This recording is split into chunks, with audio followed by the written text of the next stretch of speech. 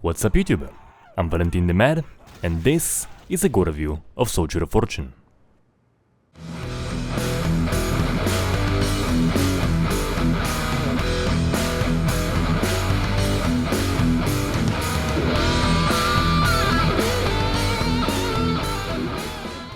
As I mentioned several times on the channel, this is the game that got me into response mechanics. When I first went down the subway and saw limbs fly off, blood stain the environment, and characters wiggling in pain on the ground, I was absolutely blown away.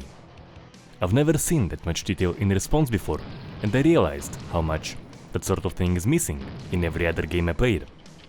In the Gore reviews, I discussed the second game, which is still one of the most responsive experiences out there, and Payback, which is kind of a mess. And now, it's time to complete the series with the review of the first, Soldier of Fortune. So how Gore is it? Let's find out. I'll be reviewing every aspect of the game's core effects, and the score will be set based on 4 categories: body damage, environment, animations and sounds, the feel. Each limb has 2 points of amputation.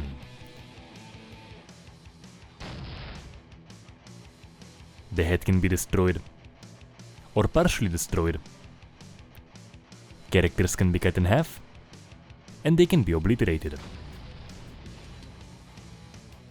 As you would expect in a game this old, the looks are pretty simple. You have a rough looking stump, and there is no blood around the point of amputation. However, despite the low detail, the damaged head variation looks very nice. As for explosives, the response is not good, even with the age of the game taken into account. For the most part, you'll see obliterations. The character will vanish and be replaced by a bunch of generic chunks and possibly a few limbs. As I mentioned many times in the series, it is not a good response. Generic chunks of meat that'll be the same for everyone are not nearly as interesting as seeing the character himself get severely mutilated. And, in most games, and SOF is no exception, the power of most explosions doesn't justify this type of a response. If there's a massive explosion that kills everything within a 20 or 30 meters radius and the character was caught right at the center of it, then yes, obliteration and unrecognizable meat chunks are the proper response. But if we're talking about a frag grenade or a red barrel, it really doesn't look right. A few more things about it. As I mentioned, characters can be cut in half. This variation could deliver good feedback for some of the bigger explosions in the game. The issue, however, is that you'll almost never see it. During my entire playthrough, I've seen the cut in half variation get activated in gameplay only once. Even when I was actively trying to cut characters in half for this review, I saw a really odd response and had to spend quite a bit of time before I achieved the desired result.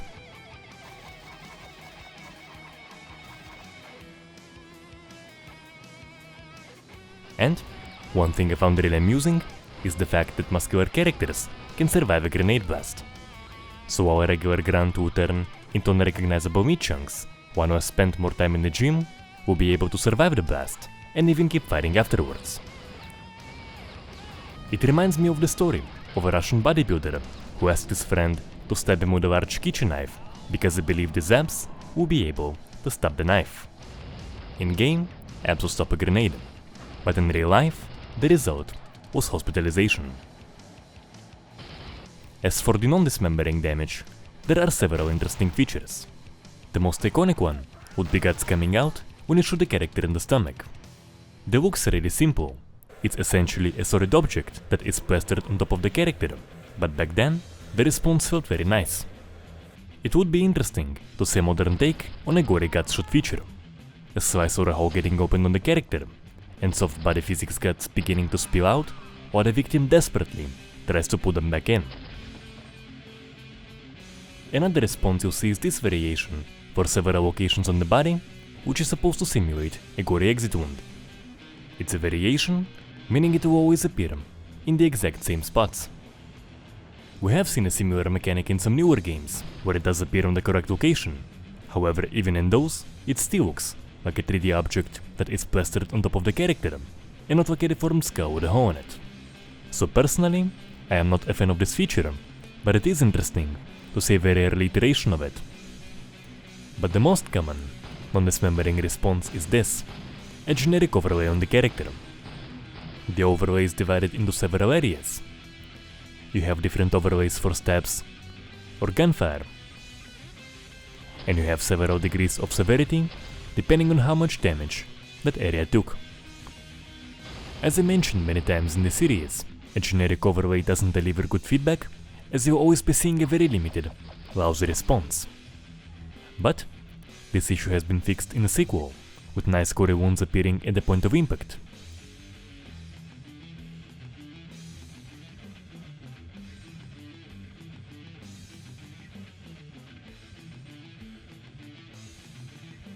Different wounds for different weapons,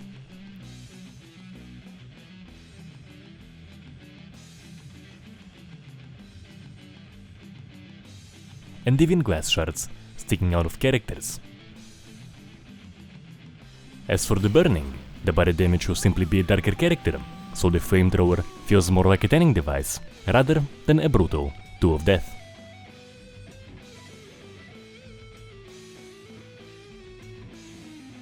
And you have the boss fights. You encounter several helicopters and B-movie Iron Man that'll take quite a lot of damage before they explode or die. Emptying magazines into a bullet sponge is never a fun thing to do, and in a game that is all about response, bullet spongy targets are not cool. You have response stains on impact, extra stains on obliterations, and blood pools for dead characters. As you would expect, the looks are pretty low res, and I have no issue with that, but I do think that the game could use more variety of response stains, and the patterns could also be more interesting. As for the activation, stains will be spawned if there is a surface right behind the character. And you'll see stains spawning on the ground for the blood pouring. The stain spawning won't always be proportional to the splash in the pouring, but I do appreciate seeing this mechanic in a game that old. There are several more interesting details. You'll see small red chunks come out of characters after hits.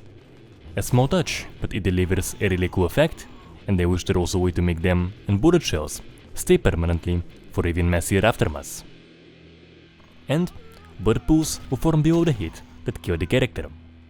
Interestingly, the second game didn't have this feature, as blood pools always formed below the torso, and even most of the newer games I reviewed don't have this mechanic.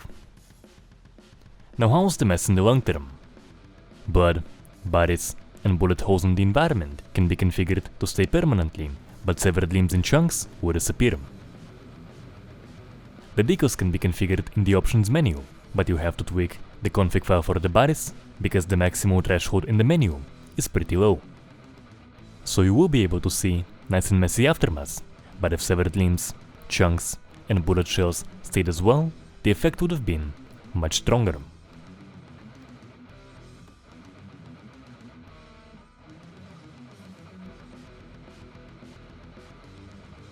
As for the response animations, characters will shrug off torso shots, but you will see more interesting reactions on limb shots. The response animations are much longer. If you shoot a character in the hand, they'll drop their weapon and surrender or attempt to flee. And you'll see characters limping after taking a hit in the leg. But I should note that there is no sword movement animation if you hit them anywhere else. As you can see, characters will react quite strongly to limb shots, so if you want to be humane and relieve them of the pain without risking painkiller addiction, it only makes sense to remove the injured limb entirely. If that doesn't help, you can try careful amputation of the part of the body that is responsible for pain. Works every time, and the character looks very peaceful. As for the deaths, you'll see different animations based on the weapon you are using and where you hit the character, with the best ones being the animations for throat and crotch shots. Also, if the kill wasn't a head or a throat shot, there's a chance to see an animation of the character wiggling in pain on the ground. Now it's pretty short, it lasts only for 7 seconds and doesn't deliver the strong effect long animations or disabled states do, but back then when I first played it, I haven't seen any other game do anything even close to this, and it left a very strong impression. As for the sound responses, the impacts are not too bad. When slicing a character, you hear a lo-fi but meaty sounding cut. And there are sounds for heads getting destroyed and limbs getting torn off. As for the characters, you hear responses on hits and on death.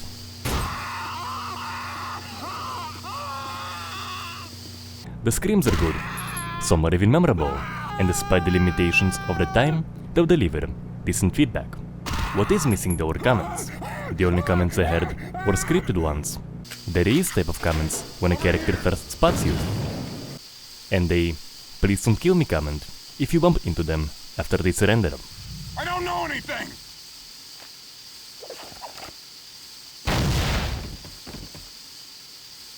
The thing that made Soldier of Fortune stand out is the fact that no aspect of response has been ignored. The dismemberment was quite impressive and the activation felt right. Blood stained the environment and pooed below dead bodies, and the animation responses also topped pretty much every other game. Playing it now, the age is definitely telling. The mechanics feel rather simple, and you have bad body damage responses for non-dismembering hits and explosives. So here's the bottom line. For great response, play the sequel. It took almost everything the first game had to offer, greatly expanded on it, and for the most part, it holds up pretty well, even today. But there's still an enjoyable nostalgia trip to be had in SOF 1.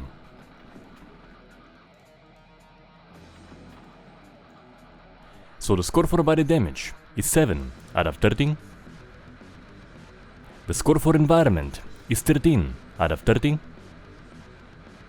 The score for animations and sounds is 14 out of 30.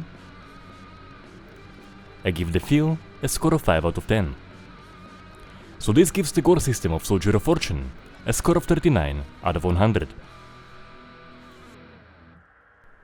A few more things I want to note. In case you missed the news, all the games in the series are now available for sale on GOG. For many years the only way to get a legit copy was to find a UCD, so it's great to hear that the series now received a digital release. But shortly after that, Activision took down SOF Plus, a community-made mod that offered support for widescreen resolutions and several other improvements. This mod is essential to making the nostalgia trip enjoyable on a modern system.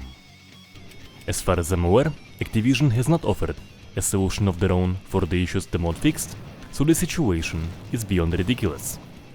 If anything about this nonsense changes, I'll keep you updated in the video description. That's it for today. Let me know how you feel in the comment section, and if you like this video, subscribe and share it around. If you're enjoying the content, consider supporting the channel in one of the ways mentioned in the description below. Until next time.